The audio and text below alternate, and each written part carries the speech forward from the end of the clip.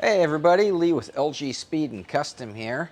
In this video, we are back working on brown sugar.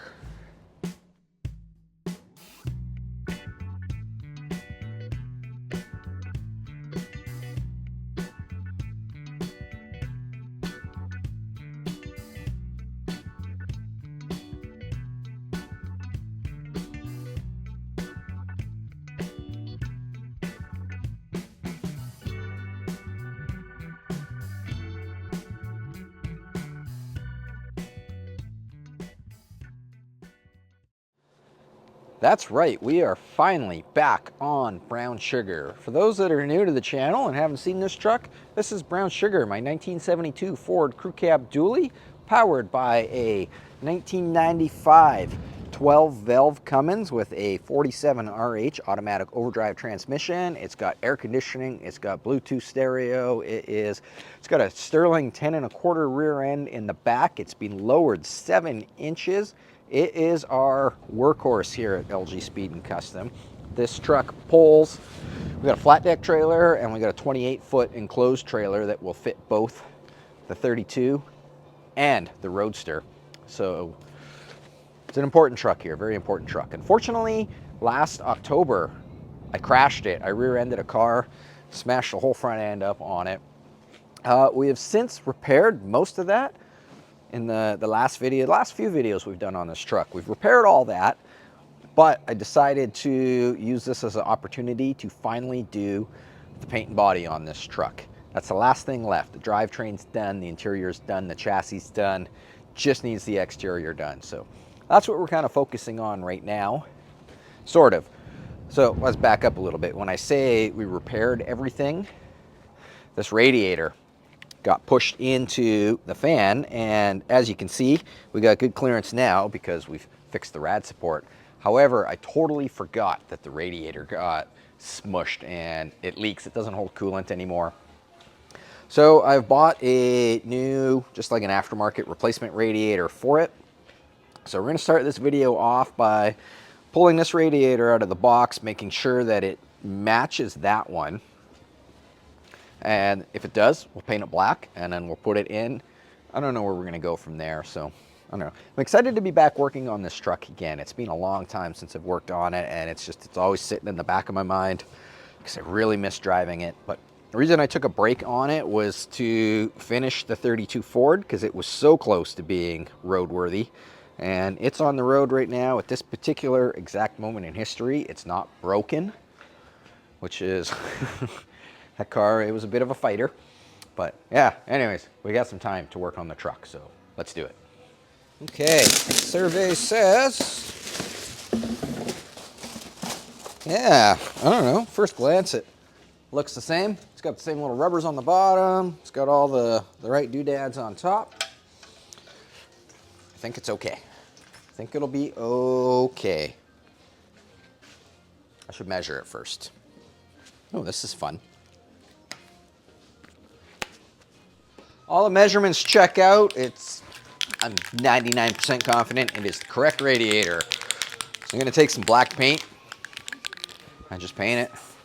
Just give it a nice coat of black. And then while it dries, we'll take the other one out.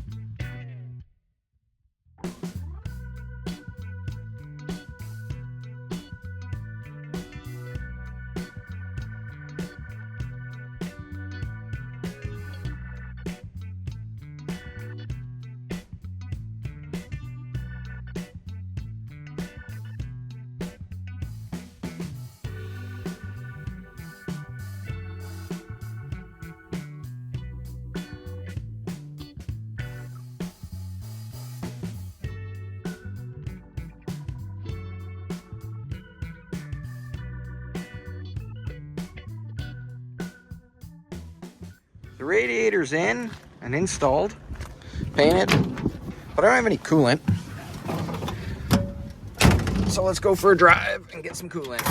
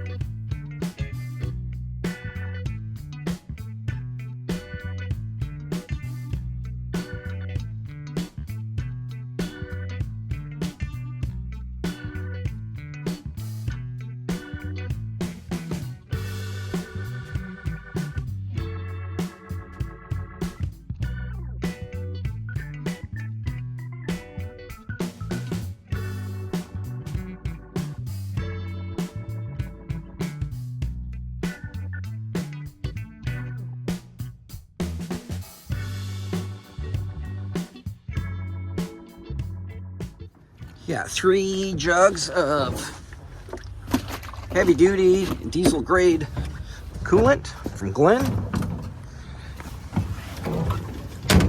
Let's go dump it in. For those that watched the last video on the 32 and we put the electric fuel pump in, this is later the same day, and so far it's working fine. Hoping that solved the issue. Temperature's doing great as well.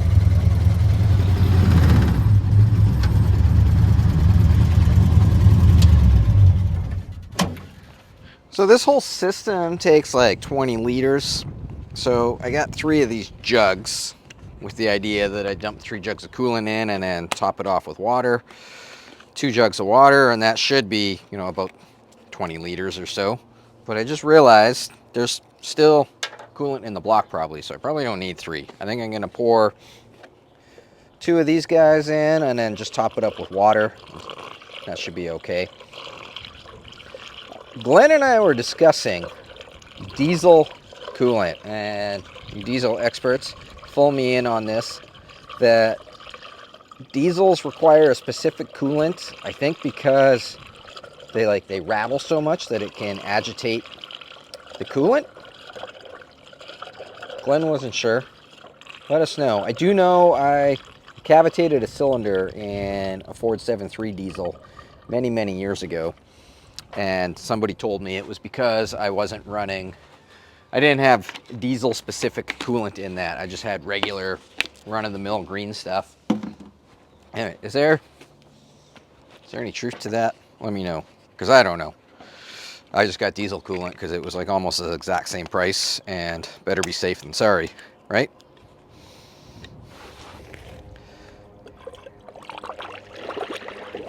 Bloop, bloop, bloop, bloop, bloop, bloop. Second jug is in, so I'll fire it up now, and we'll let it warm up, and add 2 jugs of coolant while it's warming up. I'm gonna turn temperature on, turn the fan on, just so that if the heater core doesn't blow hot air, then you know you got like a water lock in it somewhere, or an air bubble, I mean. Okay, I'm gonna go fill these up with water.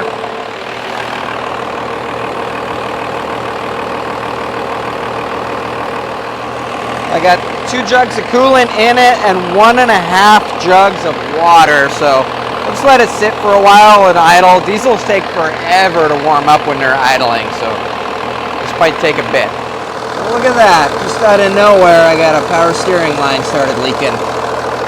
Might as well fix that while it's idling. Guess what? I fixed the power steering leak. That was fine. But now, I don't know if you can see down there, the water pump's leaking. So that's annoying. I guess that's what happens when you let a vehicle sit for 6 months. I don't know. I might as well shut it off, I guess. There's no sense in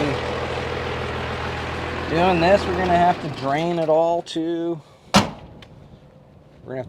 change the water pump, so... At least the water pump looks pretty easy to get to. I've never changed a water pump on this truck before. or on this engine. I think that's going to be a project for another day. Yeah. Right there, coming right out of the bottom. So, all right, well, that's a Saturday. We'll try again next Saturday. It's the following Saturday. I got a new water pump. I just painted it Cummins beige. So while that's drying, we're draining what's left of the coolant out. That's how much dribbled out throughout the week. And now we'll change this water pump, which looks to be the easiest water pump in the world. I have removed, hold on, camera difficulties. I've removed the belt already. It's just a tensioner belt. And then it's literally just 2 bolts and an O-ring. Super easy. This should take, I'm not going to say how long it's going to take because that's going to jinx it. But yeah, we'll pull it off and then put this one on. Those 2 bolts came right out, and have we drained it enough to pull this water pump out yet? I kind of don't think so, but we had a drain pan under there, so it's fine. There we go, look at that. One slightly used Cummins water pump. That is definitely not dry yet, so I don't know. Just hang out, I guess, and wait.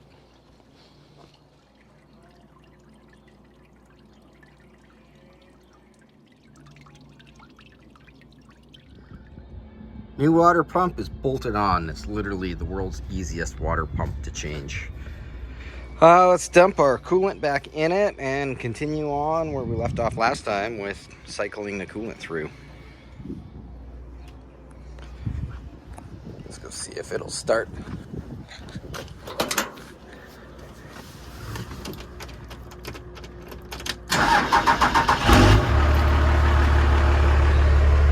Turn our heat back on.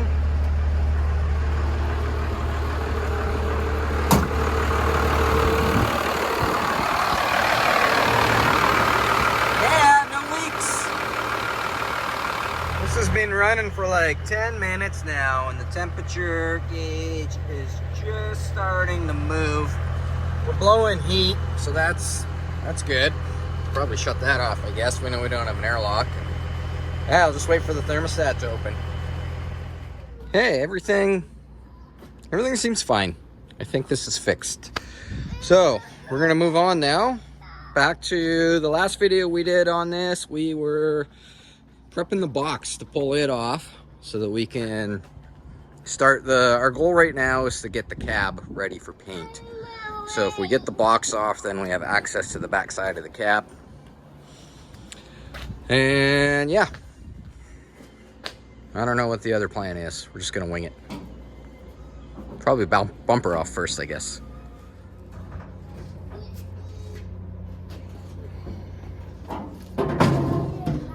You just watched me pull the auxiliary fuel tank out that's no longer being used. While I was doing that, Shannon went and undid all our wiring harnesses and everything. Just gonna pull the bumper off now.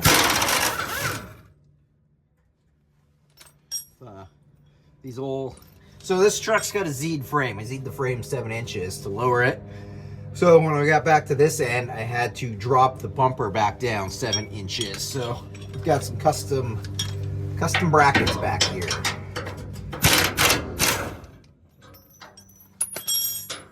Okay, we're all unbolted. It's balancing on the trailer hitch right now. We'll lift it off. Because of the Z'd frame, that's also why my trailer hitch comes out through the middle of the bumper now.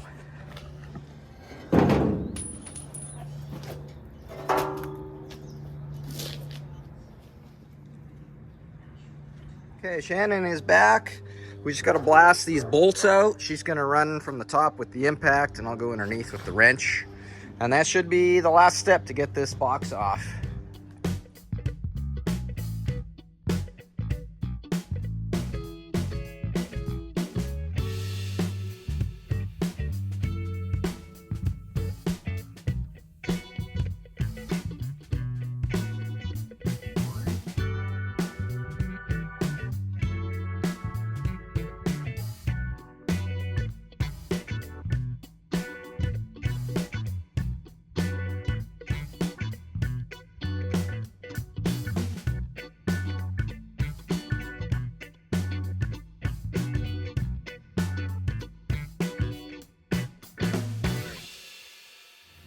Okay, we're all hooked up with the forklift here. Obviously my forks are really short for this, so what I'm hoping is I've got one strap going to here across, and then I've got these guys going to each corner, plus this one at the back. So I'm hoping that if I, instead of picking it straight up, if I like tilt my forks back, it will kind of lift the box off like this. I think, I don't know. We'll try it. Should be okay. It's not like we got to worry about scratching the paint or anything. Forklifts are the best. If you don't have a forklift, get one.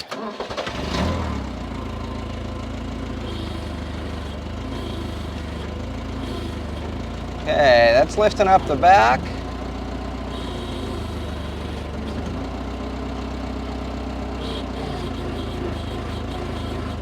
Just gonna take a quick look. This corner over here doesn't seem to be lifting. Oh, I think it's just caught on the tire there.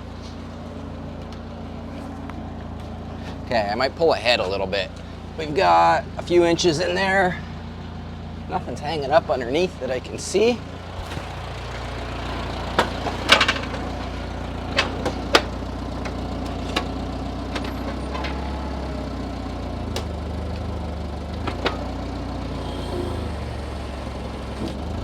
Still something hanging up on that corner.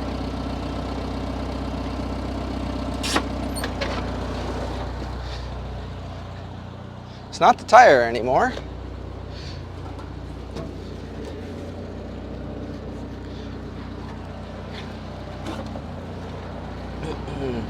I see. Whoever put the exhaust on this, me, mounted the exhaust hanger to the box rail.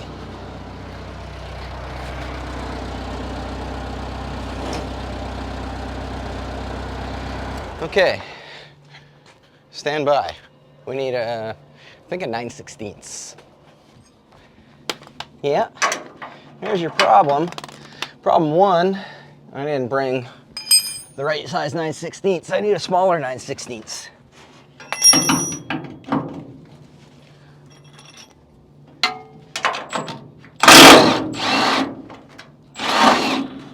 There we go.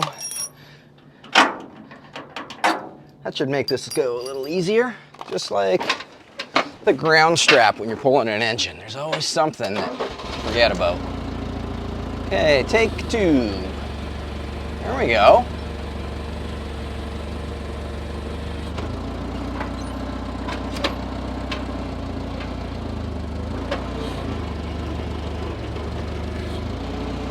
Okay, before I back away, am I high enough? And is there anything else? No, I think we're good. All right, the next problem that I have is where am I going to put this box in the meantime? I have absolutely no space or plan for it. But we'll figure that out later.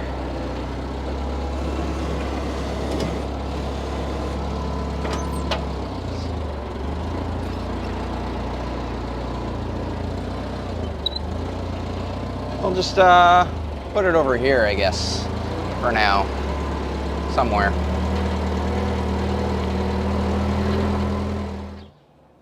There you can see my Monster Z that I did.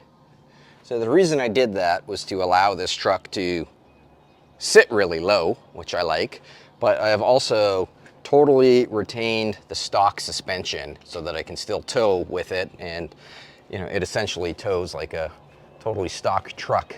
This is not the original rear clip from this truck. This is from a 96 Ford that it was a cab and chassis truck, so it was the exact same frame rails. So I just cut my frame off there and cut the 96 Ford frame off and welded it on. And the reason I did that is because it was really easy to upgrade to a Sterling 10 1/4 rear end. Just a big heavy duty guy. I got a big heavy duty sway bar, and I got considerably heavier springs. Boom. All right, what's next? I don't know. It's incredible how this looks now. I did this 7 years ago, six years ago. I did this 6 years ago, and this was all painted and detailed It looked really nice. What a bummer. Cab corner is nice on this side. It's got a little dent in it. It looks like it got snagged on something at some point. Cab corner on the other side though, it's got some rust in it. So we'll probably have to do a cab corner there. But that's really it for rust repair on the cab. The front doors are obviously rusted out, but I've got perfect doors to replace those. Now where are we down here? Oh, we gotta do a patch there. We got a dent there. This has already been done. That was all done when we had the front end apart to put the Cummins in a couple years ago. So it shouldn't be too bad. Okay, another weekend and back working on the truck again. A little bit chilly out this morning. So far I've spent the morning just like cleaning the inside of the cab out and organizing parts. As I've been taking everything apart on this truck for the last couple months, I've just been like throwing it all inside the cab, and it was like somewhat organized, as in like the bolts were in bags that were labeled, but I was just throwing everything on the floor and on the seat, such as this. So what I have been doing, I'm down to the back seat now. I got the front done, it's all cleaned out, but I've been taking all my parts and putting it in totes with lists that will go on the front of the tote saying what everything is. And I do this on customer vehicles when I'm doing full restorations, and that way it just keeps everything organized. When I need something, like if we're mocking something up and I need, you know, the bumper bolts to put the bumper on, I just go and find the tote where it says bumper bolts and I know exactly where they are. Same with when it's time to put it back together. You've got everything all there. So that's what I've been doing so far. And then once I get this cleaned out again, or cleaned out some more all the way, then we'll just continue on with a little more disassembly. Cab is all cleaned out.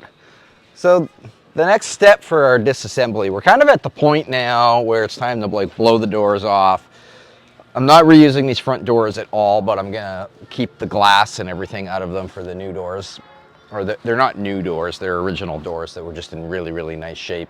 Had them sandblasted years ago. Yeah, the glass and stuff's ready to come out. The doors are ready to come off. Windshield and back window are ready to come out. I've already got all new rubbers. Had them for years. This painting this truck has been a back burner project for like over 6 years now. Wipers can come off. This stuff can come off. I'm going to paint up to this edge right here. So Shannon and I had a really big talk the other night about actually like pulling the cab off the frame, going as far as like sandblasting it, putting it on the rotisserie. Decided to hold off against that though, because I don't, that's gonna make this project turn into like probably a 2-year project if we do that. And I don't want to spend that much time working on this truck. I really miss driving this truck, and I just want to paint it and get it back on the road so I can continue to enjoy it again and focus on building hot rods. Like I want to finish the 32, do some interior in that, maybe do some body and paint on that one day. So yeah, we're just gonna paint it. Unfortunately, when it's time to like pull the glass and the doors and stuff off, I don't have space in the shop for it right now, but I'm getting close. I can't put it here because this post really screws stuff up. This shop is not nearly as big as it looks on YouTube. That's the first thing everyone says when they come in here is, wow, your shop's not very big. Anyways, the truck will fit where that blue 34 Ford is, Todd's truck, but it's gonna be really close to Gordy's swept side. So I'm gonna hold off. The swept side is gonna be going to Rick's pretty soon, probably next week or maybe the week after, to get the quarter panels painted and just a couple little things touched up and repainted on it. So while that's gone, I can take Todd's 34 pickup, put it where the Roadster is, move Tom's 32 chassis and the chassis jig over there, and then we've got lots of space over here to start working on the truck. And I'll try to keep this back area reserved for the truck. Because right now, if we pull the glass and the doors and everything off, it's got to go back outside. Like I don't have any space to work on it or store it inside, so it's got to sit outside. And I live in the Pacific Northwest where it rains a lot. Well, we're coming in the summertime now, so it doesn't rain as much, but still, I don't want like raccoons fornicating inside my truck while it's apart. So we'll do as much as we can, and then once it's time to start pulling glass and stuff out, we're gonna have to take a break on it until I have shop space.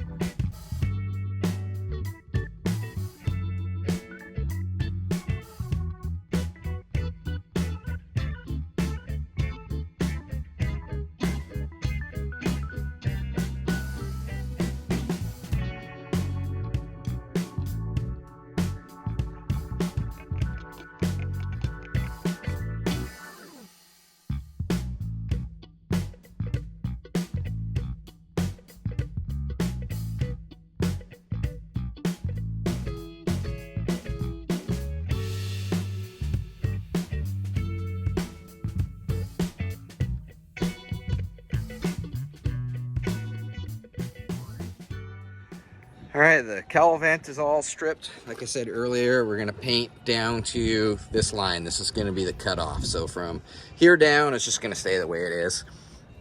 I'm gonna pull the headliner out right now because we can do that without worrying about water or stuff getting in the truck. There is just a couple, I don't know if it'll show up on camera, but there's like 3 or 4 dents along in here, and then one right here. So if we pull the headliner out, we should be able to have access to those to just kind of hammer them out a little bit. Inside, we've just got some screws holding this trim on all the way around, and then a trim down the center. I've never pulled a crew cab headliner out before, but I'm assuming that they're just like 2 headliners cut in half and spliced together in the center, which is what this strip is for. So should be no big deal, just a bunch of screws.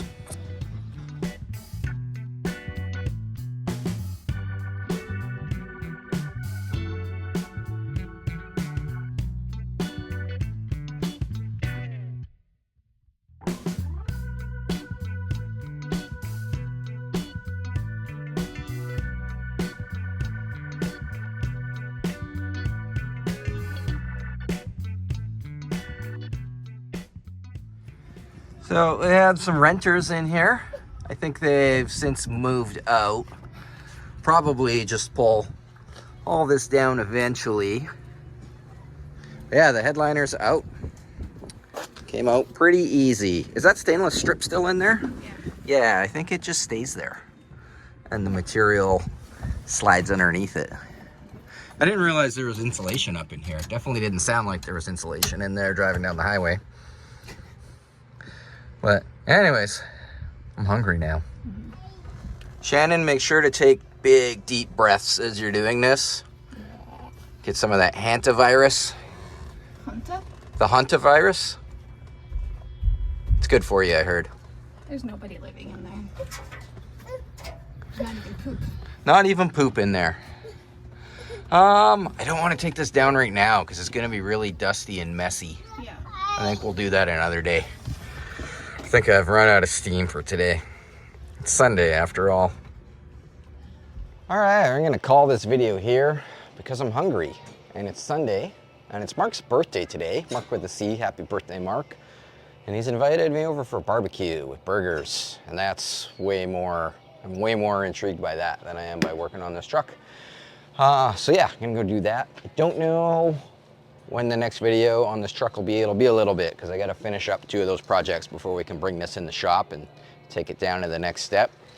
So anyways, let me know what you thought of this video. Thanks for watching, and as always, make sure to exit through the gift shop at lgspeedcustom.com.